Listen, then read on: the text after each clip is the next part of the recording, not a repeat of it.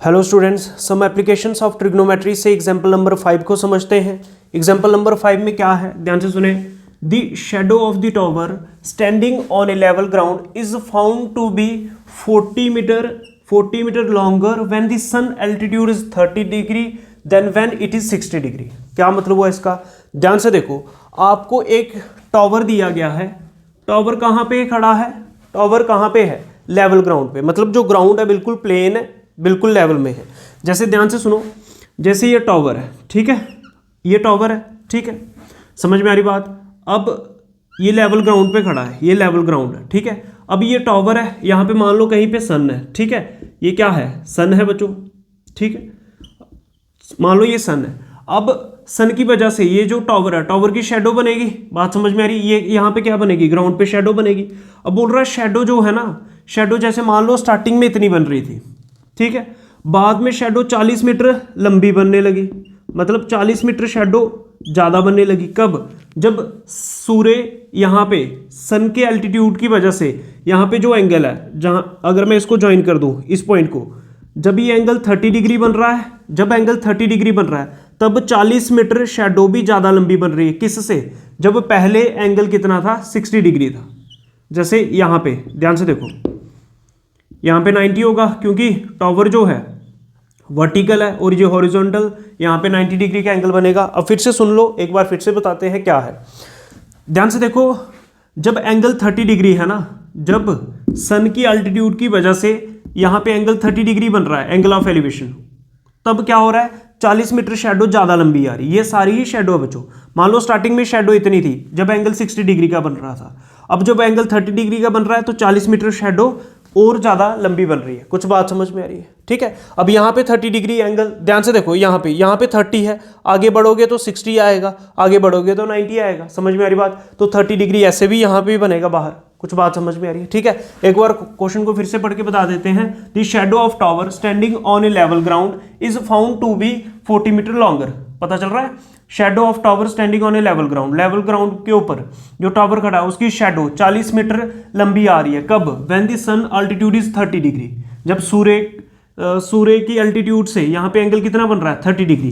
किससे? Then when it is 60 degree. जब 60 degree था तो 60 डिग्री था, उससे 40 मीटर शेडो लंबी आ रही है जब एंगल 30 डिग्री है। कुछ बात समझ में आई? ठीक है, आगे समझते हैं। Find the height of the tower. आपको कुछ नहीं करना, ये जो टावर है इसकी हाइट फाइंड करनी है। अभी इसको A मान लो, इसको B, इस पॉइंट को C, इसको D, ये सारी चीजें लिख ली। अब इसको लिख लेते हैं, लेट AB इज द, यहीं से डायग्राम से देख के बच्चों लिखना होता है। Let AB is the height of tower. AB क्या है? टावर की हाइट। उसके बाद क्या है? ध्यान से देखो, ये दो एंगल गिवन है। उसके बाद क्या दिया है? CD दिया हुआ है। CD कितना है बच्चों? CD है 40 मीटर, ठीक है। उसके बाद एंगल ACB, एंगल ACB कितना है? 60 डिग्री। उसके बाद एंगल ADB, एंगल ADB ये कितना है? 30 डिग्री। तो ये दो एंगल दिख रहे हैं आपको। बात समझ में आ रही है? अब आप क्या कर सकते हो, ध्यान से देखो, आपको फाइंड क्या करना है? AB फाइंड करना है ना, AB फाइंड करना है, ठीक है। अब देखो यहाँ पे आपको दो राइट एंगल ट्राइंगल दिख रहे होंगे। एक तो ये दिख रहा है बच्चों। जैसे मैं BC को भी X लेट कर लेता हूँ, ठीक है, ये BC दिख रहा है, इसको X लेट कर लेता हूँ, AB को H ही लेट कर लेता हूँ। H क्यों? टावर की हाइट को H मान रहा हूँ, ठीक है। Let AB equals to H metre कर देना। Let AB equals to H metre is the height of tower, ठीक है। टावर की हाइट मैंने H मीटर कर दी और इस डिस्टेंस को X कर दिया। अब कुछ नहीं करना आपको, बारी बारी से एक बार इस ट्राइंगल में जाना है और एक बार इस ट्राइंगल के अंदर, ठीक है। तो पहले मैं ये 60 डिग्री वाला ट्राइंगल ले रहा हूँ। अब ये बच्चों क्या है? ये है परपेंडिकुलर और BC क्या है? बेस। परपेंडिकुलर और बेस किस केस में होता है? टैन के केस में। तो ये यूज करेंगे इन राइट ट्राइंगल ABC, ये राइट ट्राइंगल दिख रहा है, क्या यूज करेंगे? Tan theta. थीटा यहाँ पे कितना है? 60 डिग्री। बात समझ में आ रही है? ये एंगल है, ये थीटा है, ठीक है। टैन थीटा कितना? 60 डिग्री। एंगल के नीचे वाली साइड क्या? बेस। और परपेंडिकुलर कौन? ये, ठीक है। टैन थीटा का फार्मूला क्या? Perpendicular upon base. परपेंडिकुलर कितना है? AB upon base. बेस क्या है बच्चों? BC।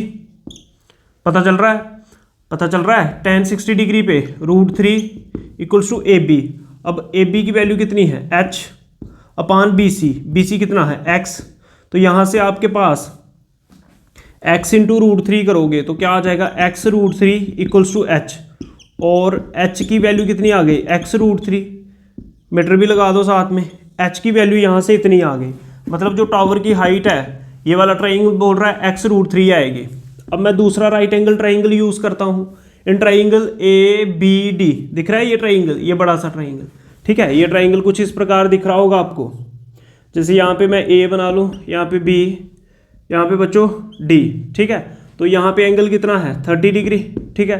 तो क्या यूज़ होगा, ध्यान से देखो, ये क्या है बेस, ये क्या है परपेंडिकुलर, फिर से tan, तो tan थीटा क्या फार्मूला होता है परपेंडिकुलर अपान बेस, परपेंडिकुलर कितना है AB अपान बेस कितना है बच्चों BD, ठीक है।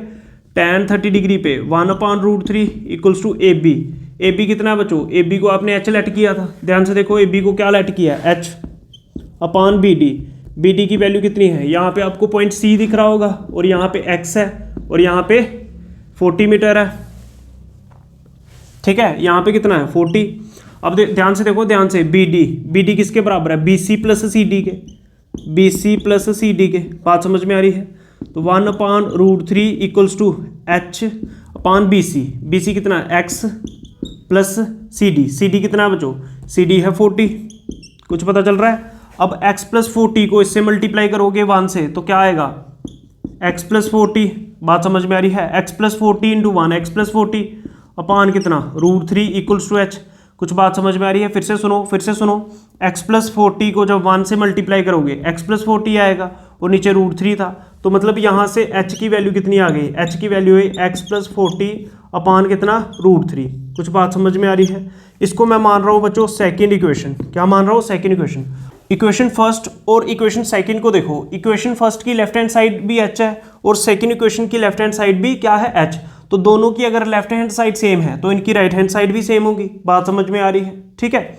या h की वैल्यू ये भी है और h की वैल्यू ये भी है, इसका मतलब ये दोनों इक्वल होंगे। तो क्या लिखेंगे from equation first and second, first और सेकेंड इक्वेशन से इन दोनों की लेफ्ट हैंड साइड सेम है तो इन दोनों की राइट हैंड साइड भी सेम होगी। इसकी राइट हैंड साइड क्या है x√3 इक्वल्स टू, इसकी राइट हैंड साइड क्या है, ध्यान से देखो x प्लस 40 अपान कितना बच्चों √3, कुछ बात समझ में आ रही है, ठीक है। अब ये क्रॉस मल्टीप्लाई होगा, x√3 into √3 equals to x plus 40। अब ध्यान से देखो x √3 इंटू √3 क्या होगा, √3 का square equals to x plus 40, square और रूट कैंसिल, क्या बचेगा x into 3 equals to x plus 40, x into 3 कितना हो जाएगा 3x, बात समझ में रही है।